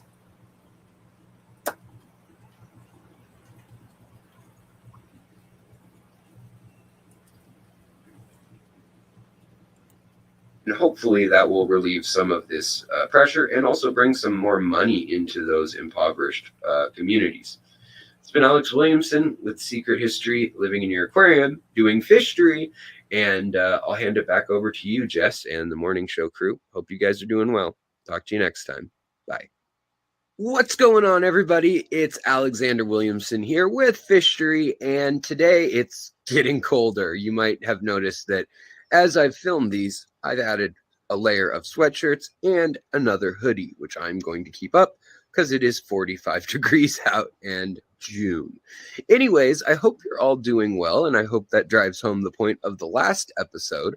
But we're going to talk about something completely different today, and I hope you're all doing well. So, what did the human health care crisis of 2020, 2021, 2022, 2023, what did it do to the economy of our hobby? So let's talk about this. The predictions at first were dire for our hobby.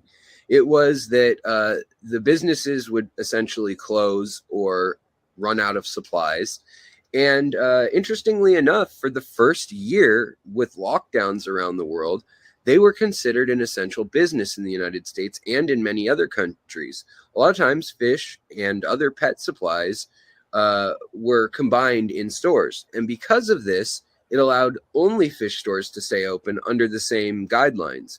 And in this case, what happened is we saw a lot of innovation in the types of containers and tanks and nano setups being sold, because a lot of people bought fish from being stuck at home and wanting something to do. So we saw this huge increase in sales at the beginning of lockdown. At the very beginning, we saw a little bit of hoarding activity and some supply issues, but it basically equaled out to the same as normal. Online, however, the story is very different. They saw a 300% increase in sales between aquacultural goods of ornamental nature. So that's like fish farms in Florida and wholesalers online that sell goods, just to the number of fish being handled in the mail and by courier services like FedEx or UPS.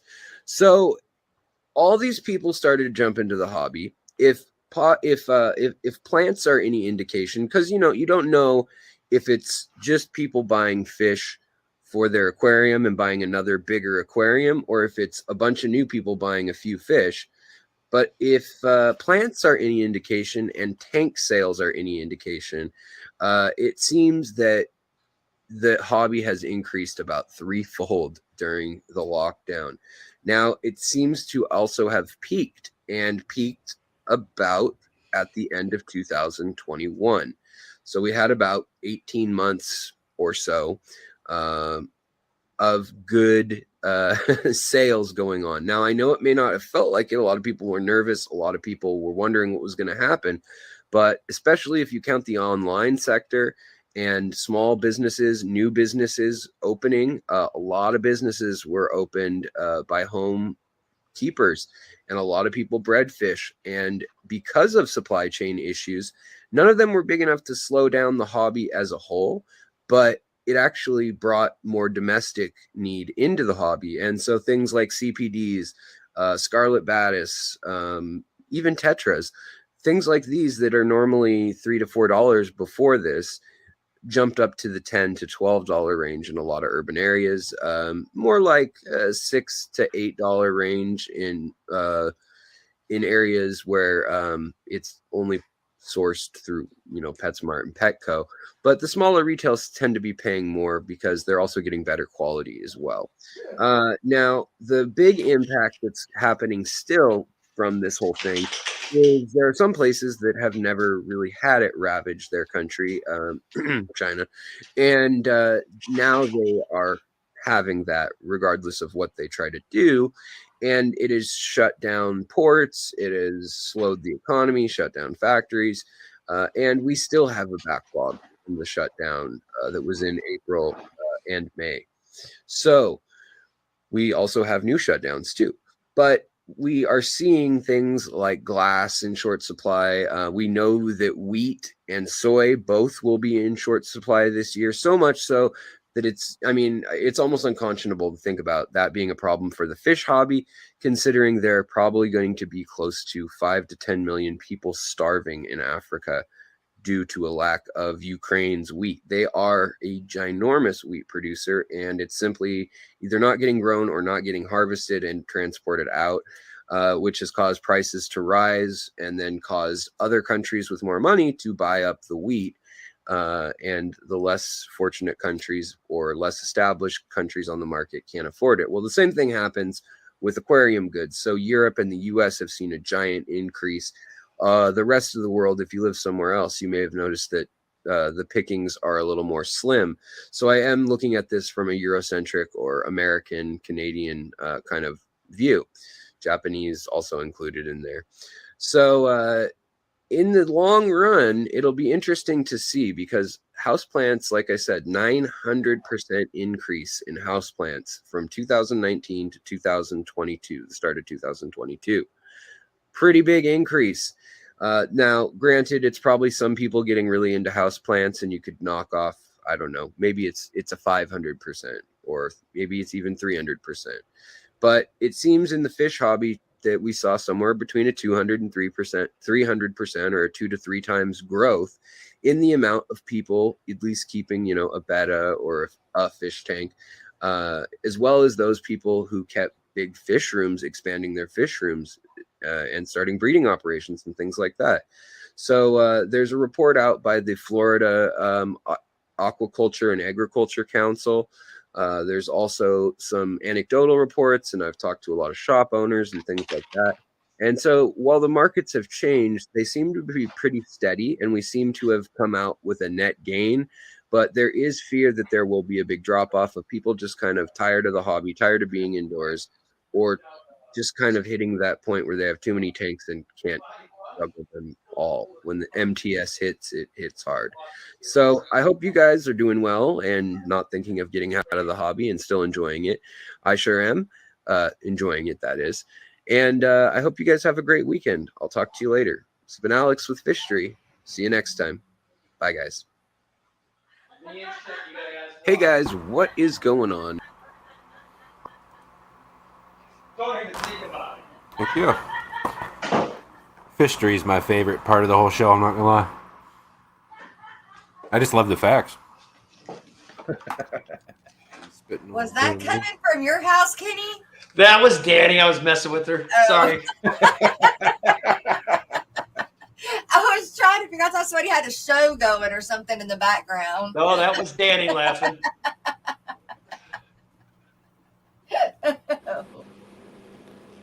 I should have known. I should have been able to recognize that laugh. Hey Blake, I have a question. Sure. What do you see as one of the most popular shrimp substrates being used in your neck of the woods? Yeah, sure. So we have fluvial stratum and ADA Amazonia down here as well. But there's another one as well that's pretty popular now. It's called Master Soil. I can't remember who makes it, whether it's UNS or one of those guys. Master Soil. What do you prefer? I like Master Soil personally, because it's not dusty. You know, it stays together really well. Yeah, and obviously, I've used a lot of Amazonia beforehand, even the Amazonia 2, but it still leaches ammonia, and you still have that sort of ugly startup phase, even if you run, you know, the even if you run that UV sterilizer or one of those Chihiros guys that put the little bubbles out there and are supposed to do their anodizing process or whatever it's supposed to do. But yeah, either way, it's just, I like Master Soil. It seems to be a lot quicker to get together. So it is by Aquarium Substrate for Aquarium Plants. Next HG. I can't find the brand. Anyway, I can show you a picture. One sec. So this is good. Good radio silence. Jim, good morning. Debbie Holden and Whip's World. Good morning, you guys. Alabama. Academia is a great shrimp soil for Caridina. Yeah, Akadama. That's a good one. I have never Japanese. Heard of that. I think in Japanese it means something earth. Aka is usually blue, red or blue. It's probably because it's volcanic soil, so I would imagine it has something to do with that. That would make sense. Yeah. Red something. At least most of them are. Anyway, I'll bring it up while we're talking. It's just yeah, I was just wondering, find kind of trying to get an idea of what your preference is. What do your shrimp like as well? What do you seem to have the most success with as far as your shrimp go? Which soils do they like best? Yeah, I definitely have a ways to go with the Caridinas. I only just recently got a RADI system. I used to collect rainwater at my old house, and that was pretty good because it only had a TDS of 4. You have soft water to begin with, so I think Carolinas would do good. Yeah, it does, but yeah, I don't know. I feel like the best success I've had with them is when I just leave them alone, but then I can't help myself, and I just have to play around in there. And yeah, I really just need to forget about them. But I definitely have churned out a lot of Neos before. Even right now, I've got a whole bunch of Blue Dreams going. So Neos are definitely my thing. But I'm working on the Caridinas though. And all right. Well, just keep it shrimple, man, and it'll work out. yeah. I'll have to keep watching your streams and yeah, I've been enjoying when you have chats with Jadrin and all that sort of stuff. Oh yeah, I got to get him back on the streams. He's been hiding out and been busy with his print shop. So yeah, he even said, all I heard was do more shrimp videos. He's been reclusive. Man. You got to do more shrimp videos. All I heard was someone's being reclusive. He's busy. Oh yeah, I'm just busy. I keep him alive when I play the song. Right. I want to do a collab with him on that. Oh, there you go, Master Soil. Yeah. So have you ever seen that before? I Is hope that so. something? Cannot say I have. Me either. Okay. I've never seen that. Yeah, it's making the rounds down here. So, yeah, I've probably got, I don't know, 60 liters of it or so in the fish room, and yeah, it's good stuff. Does it buffer pH at all? A little bit, not a heap. So you still have to keep an eye on all the parameters and all that sort of stuff. But Right. yeah, I just like it because it keeps its shape really well. It's nice and clean, and it's just good for the shrimp. Like I find that anything too hard or grainy, the shrimp just sort of cut themselves up, and yeah, they don't seem to do that well. So probably this, and then second, I'd go with fluvial stratum if I was setting up a Caradina tomorrow, a Caradina tank tomorrow. Stephen P, good morning.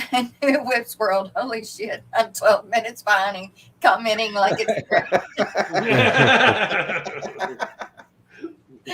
We've all done that too. It happens. Stillwater says, be sure to test the rainwater too, because these days it's not as pure as it was. Yeah, depends the condition of your roof, I suppose. Oh, I think that's a difference as well in the state. You have a lot of those. You have very different roofs to us. We have basically two types of roofs. One uses Colorbond steel, which is, I think, even it might be an Australian only thing, but we have basically a steel roof, or we have tiled roofs. That's pretty much it. We don't have like petroleum based. You don't have petroleum. Yeah. We don't have those rubber tiles. We've got terracotta tiles or ceramic tiles. Here in the Pacific Northwest, the steel roofs are starting to make their way around. It's starting to become popular around here. Yeah. They've been a thing around here for a while now. Question is whether you can afford them or not. Yeah, that's the key. Yeah, I do open buckets. I just go set them out in the yard. I know I'm just going to have a big rain. Yeah, even though I do have an RO unit, but it just helps. In my state, it's actually illegal to collect rainwater. Yeah, it's illegal here too. I think that is That's crazy. Not right. How do you make nature illegal? Right. Yeah. Here, though, it goes by the city. Your city will make it illegal, not the state of Ohio. It isn't, but the city can make it. Here in my city, it is build illegal. a pond out there that you're keeping fresh and let that collect water for you and feed your tanks with it. Technically, well, if you were to forget that you had that pond out there, I mean, you can't help that you didn't notice it. I mean, exactly. Oops, I collected water, so I used it. Yeah. I do. I think that's ridiculous. But I mean, I do understand it on the other hand, too, because of shortage of water in some places. So how is collecting rainwater going to give a shortage to? It still makes no sense to me that way either, though.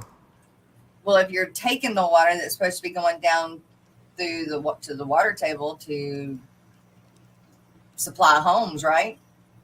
I guess, but if you're, I don't think enough of it would hurt, but yeah, that's the idea of the why they say you can't take. We don't. They would be freaking ridiculous if they did it, and nobody would go by it anyway. Right, that's wild. They know we're too rebellious down here, so. So, Blake, I got an off-the-wall question for you. Like I said, Danny and I in 2024 are going to come to your great country to look. What would be your top 5 things you must see before you leave Australia? Ooh, that is a good question. Top 5 things. Good one. That is very good. It really depends on your interests, I suppose. I mean, a lot of people obviously fish. Yeah. Well, I've done quite a few fish store tours in Melbourne. We do have quite a few down here. Actually, I'm not just trying to plug my own stuff, but today I uploaded a fish store tour of a place called Nature Aquarium, and it is probably a lot of people put it as the best one. But most likely, I'm imagining you're going to stop off in Sydney because that's where everyone goes, and you can tick off like the Opera House and the Harbour Bridge and all that sort of gear. They also have like a public aquarium there too. You probably go check that out. Now, Sydney's where they have that big white building thing that's got the layers. Yeah, the Opera House. Yeah. That's the Opera House. Okay. Yeah. I don't know why it's so famous, but we're not like huge opera fans Yeah. down here. But anyway, yeah. So I'd say since you're probably going there and you're on the East Coast anyway, if you go Sydney and then Melbourne, and I'll catch up with you when you're in Melbourne, and yeah. Oh, trust me, you're one of my places I plan to see while there. Trust me. Well, this is a tricky thing. So, I live further down than Melbourne, probably about an hour and a half drive, and yeah, I feel like I'm very far out of the way, like just for my own shed. But I also get it because when I go to the States, I'll definitely be driving around seeing some people's stuff. I don't mind driving. Trust me, I drove all the way across the United States, 9,800 miles in 33 days. So I don't mind hopping in a rig and going. So. Okay. Well, at least while you're down here, I do live in a place called Ocean Grove, so it's obviously by the water. So I can show you a pretty good beach. And actually, have you heard of the Great Ocean Road before? Yeah, so that's nearby to where I live. That's like another sort of 20 minutes around the peninsula. So Danny says I just have to be in places where I can't get in trouble. I'm accident prone. She goes, don't go anywhere where there's a poisonous snakes and where you're got a chance of getting whacked, because I'll be the guy to get whacked for sure. Oh, okay. In that case, I recommend the airport. The airport. Yeah. I think just don't hang around quarantine at the airport and you should be fine. There you go. Kenny will drive an hour and 40 minutes. That is one thing to be aware of. I think when it comes to speeding, you definitely have some more leeway than we have. So don't do that. Well, they get out for speeding down there, huh?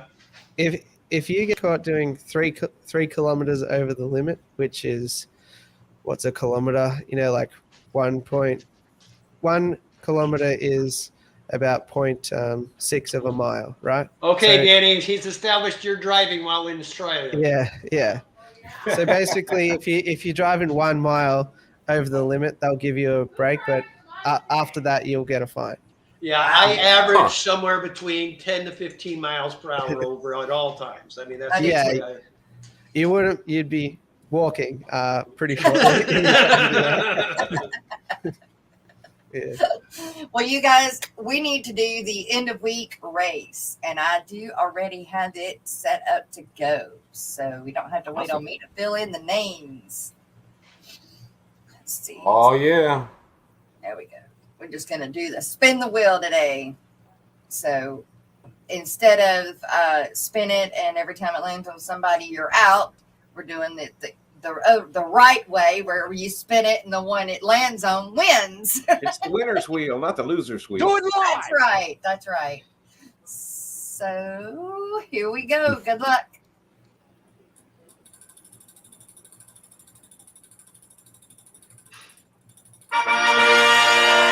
Darlene's tanks. Awesome.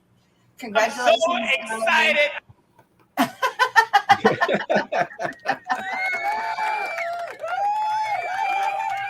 There you go. I'll just add a little bit of pizzazz there for you.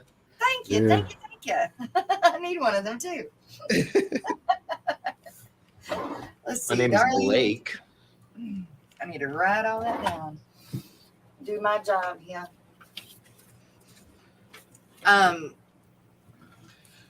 So Blake, do you have plans to come into America anytime soon? Soon. I don't think so in the next couple of years, though, to be honest, just with the whole family situation. Right. Yeah, until they're all a bit older. I think definitely we'll come over for a family trip, and I'll try and sneak out the back door and see an Aquashella or go visit a certain storefront in Washington, that sort of thing. Hey, just be sure to not plan your trip until right around a big event around here. Yeah, for sure. So it's on the horizon, but yeah, just things are pretty crazy at the moment. So yeah, we just built our house here. So we moved into it in November. So still got a lot of things to do around here. And once you're a homeowner, there's always something to do. Yeah.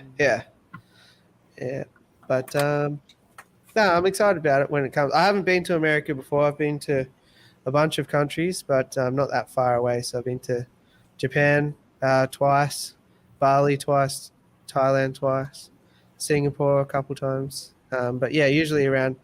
It's if you go in these kind of like Southeast Asia sort of areas, it's a quick trip on the plane. But anywhere else, it's like, oh, okay, you're getting jet lag and you're losing a day, sort of thing. So yeah. I got a question for you here.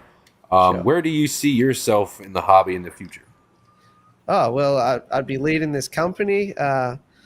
No, sorry, I thought this was a job interview. In the hobby in 5 years, that's a good question. Do you know, I'd really like to be like an expert at something. I feel like the entire time I've just played with a lot of fish. I feel like, you know, I sort of have enough idea about a lot of stuff, but I'm not really like the guy to go to about the thing. I'm just sort of like, Well, know, you kind of are an Aquarium expert if master you have of multiple none. species of fish and you got a ton of fish tanks and you're an expert of hobbying, right? Yeah, I guess so. Like I think about it, if you in a tradesman sense, you know, like I'd be like the hire a hubby rather than like the master carpenter or whatever. Yeah, I don't know. I just enjoy it, to be honest. So I don't really think about it that much. I'm just wondering if you had like any goals or something like that you have set yourself for in the future or anything like that is more so what I was curious about. Like you're on the road to being a pretty good CPD breeder. Yeah, for sure. It definitely helps with the electricity bills and things like that. Oh yeah. One thing I'm very conscious of as well, like I know that some people, when you really focus in on some fish and you really breed out a lot of quantity of something, sometimes I think people lose the passion for that fish, you know, and you start to see people who have bred the same thing over and over again. They start to sort of like treat it as a bit of a commodity. So I'm just concentrated to make sure that doesn't happen. And I definitely still keep those fish because I really like those fish, you know. And for me, yeah, I guess my philosophy is don't keep anything unless you like it, and also don't be afraid to move things on if you don't like it, you know. Yep. That's what I do. Whenever I get tired or bored with something, or I feel like I need a change or something, that's instead of doing what you just said, and looking at it like that, I'll just go find something else. Yeah, you know? and that's okay. I think a lot of people feel like that it's not okay that they, you know, fell in love with this one fish and that they have to keep that fish because that was what they fell in love with to begin with. But Yeah. I mean, I've You do that, that'll keep you hold you back from finding other new stuff that you might love even more. Alex says no, he wants 1 million subs. I don't think it's possible, to be honest. I don't think it's possible to get 1 million subs with the content that I do. I don't think it is. I don't think there's 1 million people there. I would like to get 100,000 one day and get a little thing for my wall. That would be good. Right. That would be kind of cool. It's not going to happen tomorrow. Yeah, that would be pretty rad. Well, you guys, we had this thing called the Coffee Cup sponsorship, and you too can be a Coffee Cup sponsor. If you are interested in being a Coffee Cup sponsor, just email me, and there is somebody that has emailed me, and I will get back to you, I promise. But here's a little video on it real quick that Miss Dee Dee and Miss Annette does for me.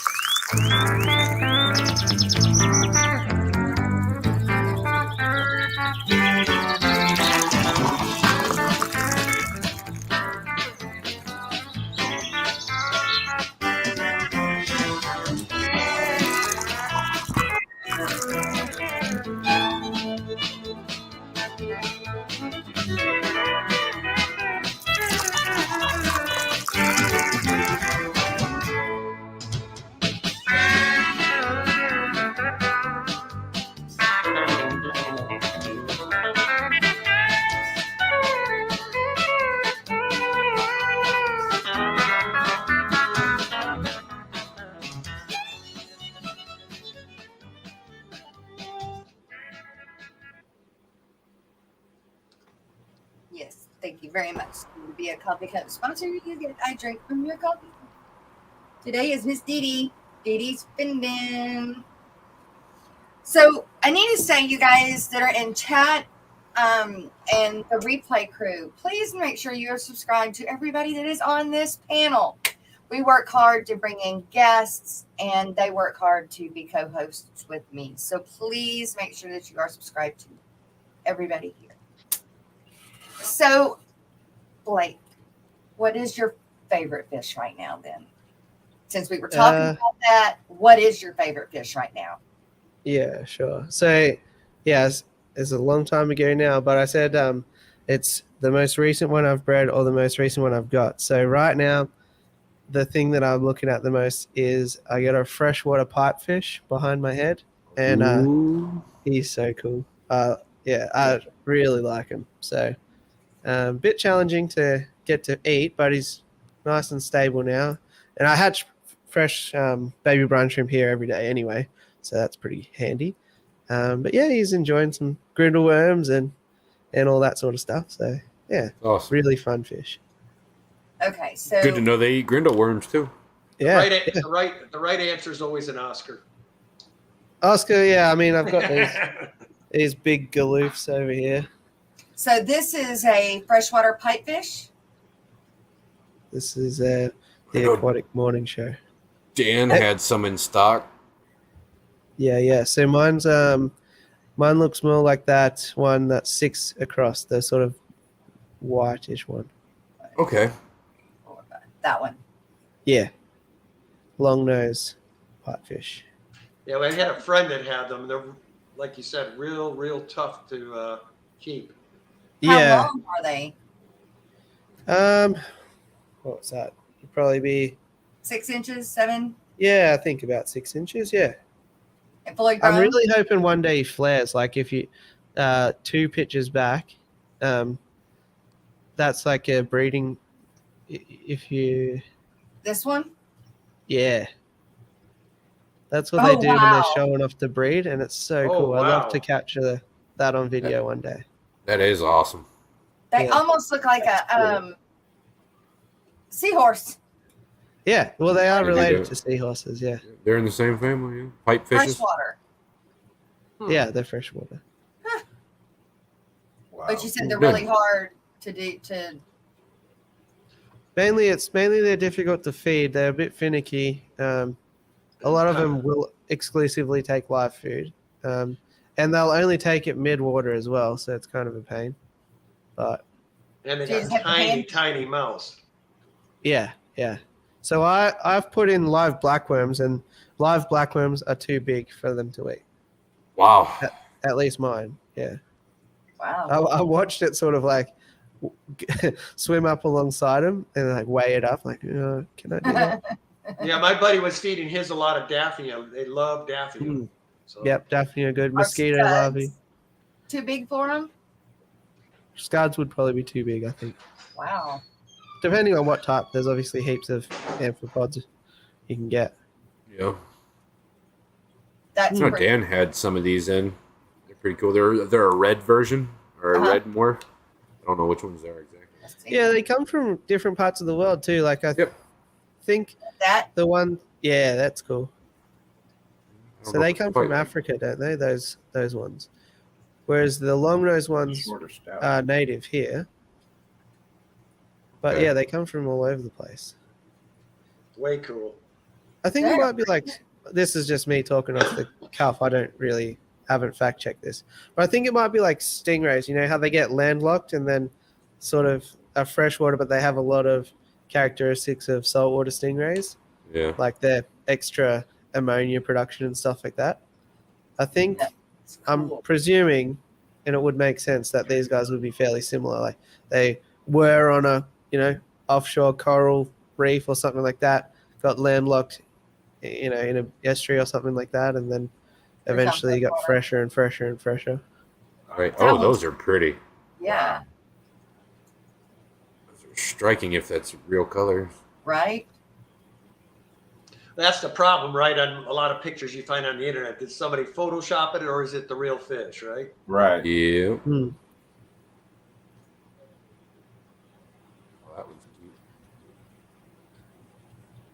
That is pretty cool. Didn't even know that was a fish. That was a thing.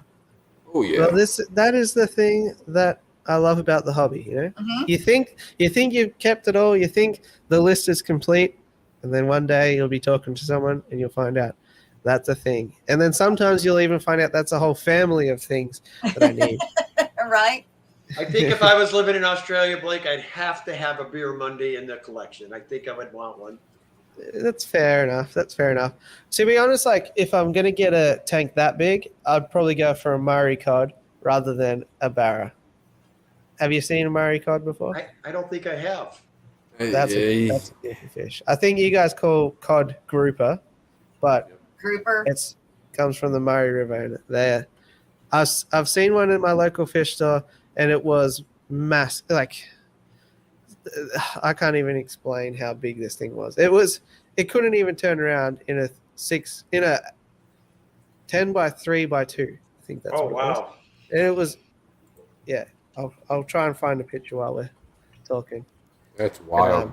Yeah, they're just so cool. But the trouble is I'd never think that there's a tank appropriate for them, And a lot of people fish for them using golf balls because they eat like bird eggs and stuff like that. That's actually pretty cool. Wow. Don't have to waste no damn bait. No kidding. So, Look up top hat fish. Top hat fish. Yeah, I got a photo of one that somebody's caught. Oh, that's a better photo. This person is called Rod. I don't know who he is, but shout out to you, Rod. It's very tiny. Look at this fish. Oh Lord! So that's similar to what we call a Goliath grouper here. Yeah. So I think for sale you'll be able to get bumblebee groupers as well. Is that right? Yeah. Yep. Yeah, so bumblebees those are pretty common. Those are actually from Queensland. They're North Queensland grouper, so they come from here.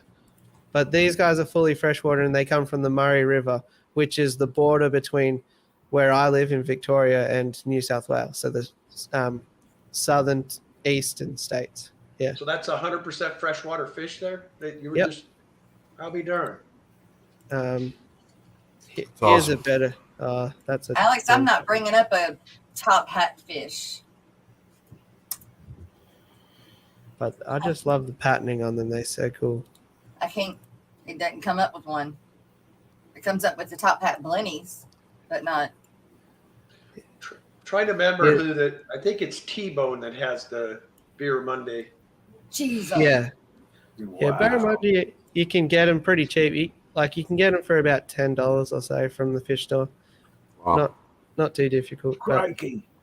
yeah, I reckon they're cool. Rico Stan, Alice Shawn, Thunder Aquatics, Jay Oliver. Good morning, you guys. Jay Oliver, I need you to respond to my messages. Just saying. Real quick, you guys. Well, not real quick, but we've got the the weekend live streams to play real quick. You do that, and then we'll come back. Nope, that ain't it. That's it. All right, here we go.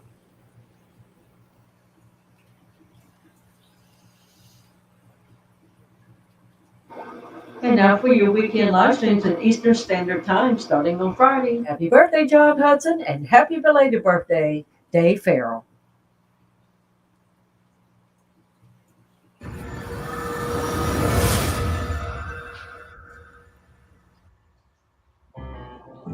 And at 5 a.m., it's Rumbles Aquatics. That's right, get up early.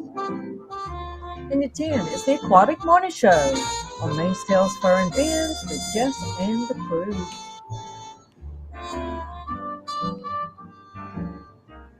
At 12, it's Blacks Aquatics. John. And on Rico Stan's channel at 2 is the Afternoon Chat Delight. And at 4 p.m. it's Aquarium Adventures with Graham.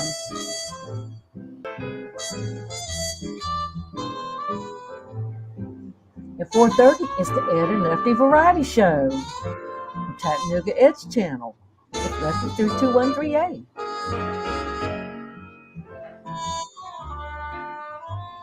is Stay Fishy Friday. 6 on Ohio Fish Rescue. And also at 6 is Coldwater Aquatics with Brandon and Aquatic Nest. At 7 is The Secret History Living in Your Aquarium with Alex. At 7:30 is Aqua Malik. And also at 7:30, Hippie John the Fisherman and Whizzle Aquatics on Hippie John's channel. 8:30, it's Father Fish. It's Friday night with LRB Aquatics at 9:30. Mr. Flecko. And at 10:30, it's Friday Night Fish Talk on Chattanooga Ed's channel. The Booty Boys are back.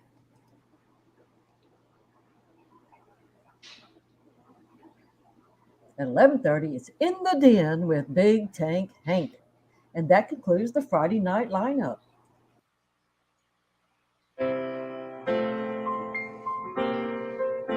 And now for the Saturday live streams in Eastern Standard Time.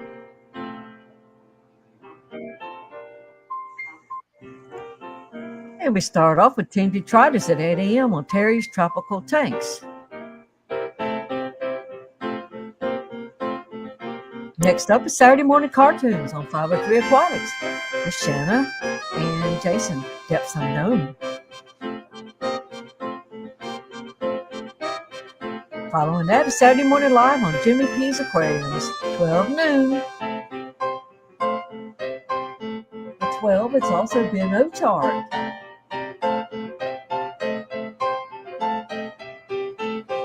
And also at 12 is Mob Guppy. It's Peter.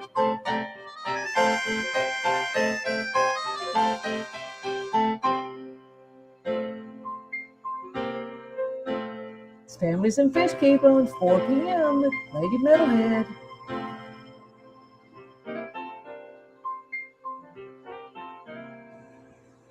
And 6 is Mississippi Hippie Sherry with Aquarium Therapy. Discus Talk at 7 with Tammy.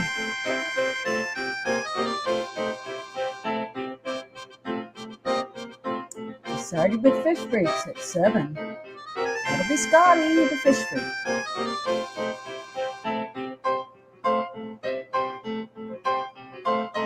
Also at 7 is In the Den with Big Tank Hanks, Wild About Hertz stream. And at 8 is Fish Stream Fever, with Chattanooga Ed or Ricker Stan, or maybe all three.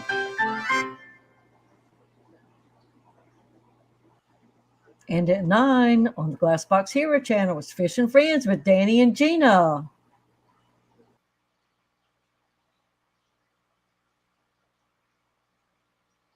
At 9:30 is Vinny's Aquatics.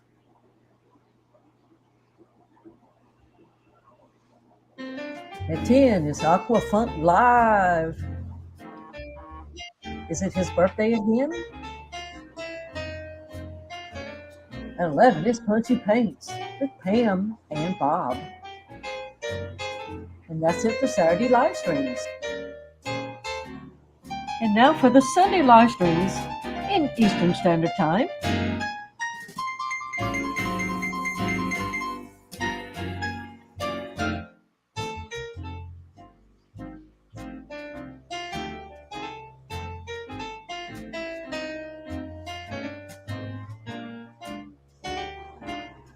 We start off with Depths Unknown. It's the easy stream at 9. That's Degenerate Fish People, if you don't know. At 11 is Our Aquatic Universe with Mike D. At 12, it's the Sunday Brunch on Mike's Aquatics and Things.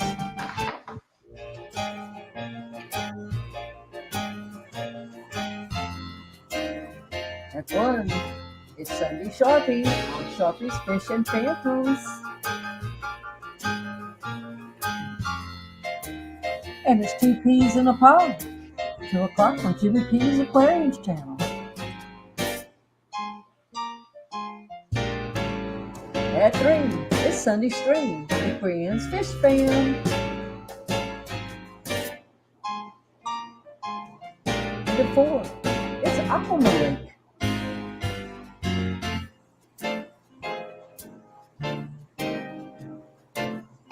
Sky Aquatics at 5 with Carrie and Jesse.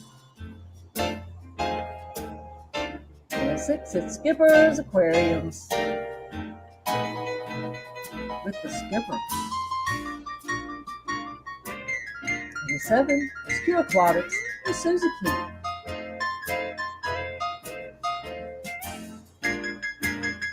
At 8, it's the Tea and Fish Mafia. Bob Taylor's channel with a whole bunch of Mafia folks. And 9 is the Sunday night stream with Aquatic and Aquatics, Kenny and Danny. And also at 10 you have Griffin's Fish Room with Griff.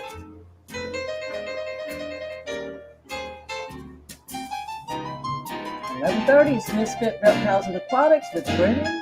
And that wraps up Sunday live streams. And look who's here, Matt.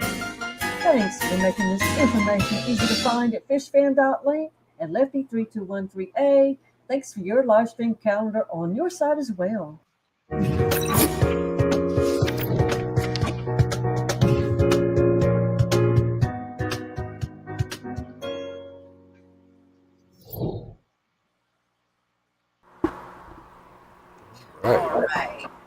All right. Eduardo, good to see you. And the Salty Dragon, it's good to see you. Misfit, thank you for renewing your membership. And to say happy birthday to 2 people, MSC Aquatics, good morning. John Hudson and Dave Farrell. So from the Aquatic Morning Show, you guys, happy birthday. Happy birthday to you. It's your day, don't throw it away. I've come to celebrate in a big way. Another year, so come on and cheer. It's the birthday last frontier. Happy birthday to you. Happy birthday to you. Happy birthday to you. Happy birthday to you. We're having a good time, making me feel fine. I wish the day would never come to an end. So come on and party, and one day you will see that it's your birthday. Happy birthday to you.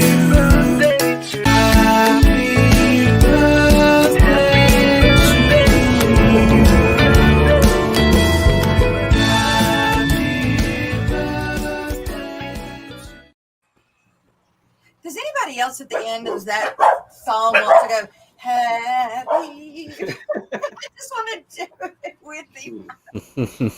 It's just Blake, you could tell Blake's for like 2 a.m. his time. He's starting to feel it now. I know. Blake, thank you for hanging around with us and being the guest today, you guys. Thank you for the memberships, the super sticker, and everybody in chat that showed up today, and the replayers, because we do have a lot of replayers. So to everybody, I hope you have a good weekend. Thank you, Jerry, Kenny, Brennan. Thank you guys for helping with me today. And we will see you guys Monday morning. Hi, guys.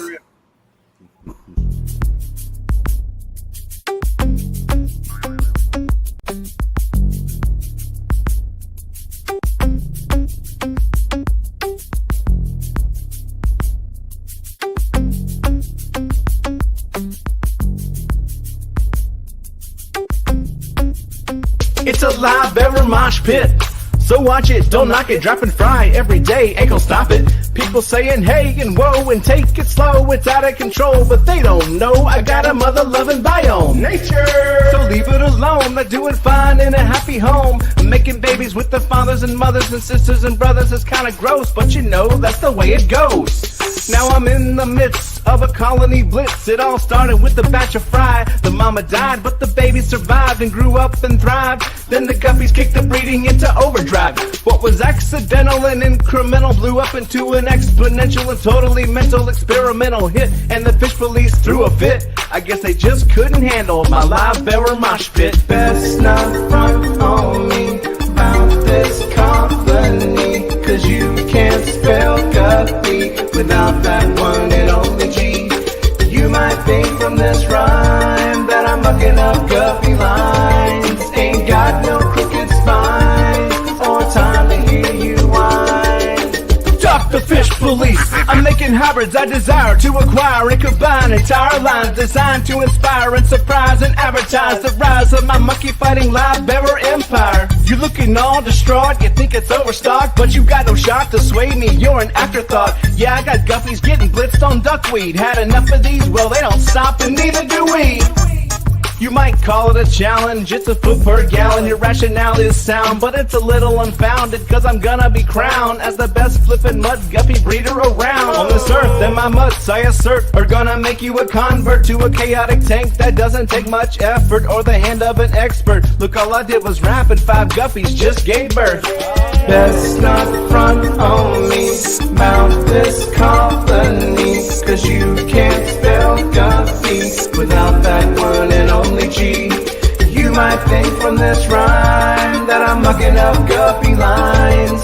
Ain't got no crooked spines or time to hear you whine, 'cause you best not front on me about this company, 'cause you can't spell guppy without that one and only G.